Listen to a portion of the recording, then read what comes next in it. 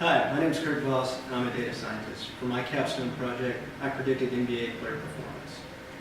I have a legal background, and I'm really big into sports. So I've always had a real weird fascination with how leagues structure their player contracts. And I find the NBA structure, especially for their young players, particularly interesting. So under the NBA's CBA, or the collective bargaining agreement, the first time that an NBA player has a good chance to negotiate for their salary is in year 5. So that got me thinking, can we predict years 5 through 9 of an NBA player's career? So as a recent example of this, Andrew Wiggins, the #1 overall draft pick from 2014, signed a $150 million 5-year contract with the Minnesota Timberwolves, the team that drafted him. That's $30 million a year for each of the next 5 years, and that's roughly 30% of the team's salary cap. So what happens if Andrew Wiggins is a bust? Minnesota is screwed for years, and that's something that I want to help avoid by accurately predicting player performance. So how do we quantify performance? There's a lot of stats we can choose from. I ended up choosing win shares.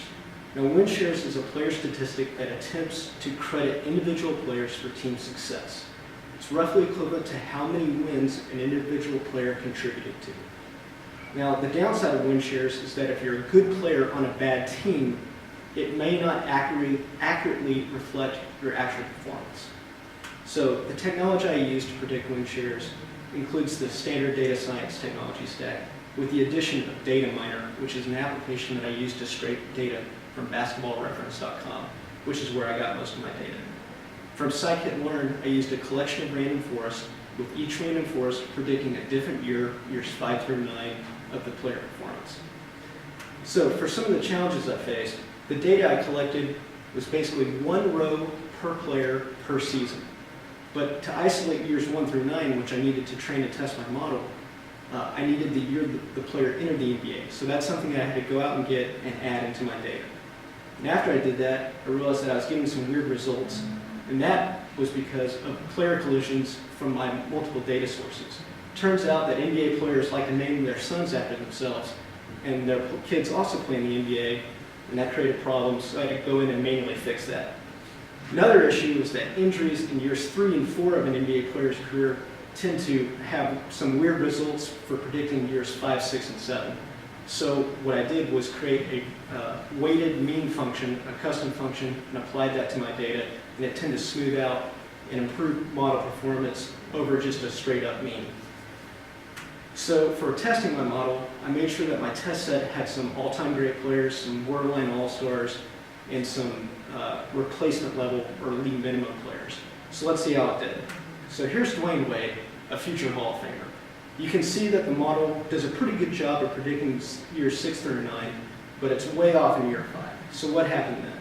Well, in that year, Dwayne Wade was injured for a third of the season, and his team just wasn't very good. They only won 15 games. So he still accounted for about 30% of his team wins, which is pretty good. But this shows that maybe win shares isn't the best metric to use for predicting player performance. So let's look at Shannon Brown, who is a league minimum player. He lasted 9 years in the NBA.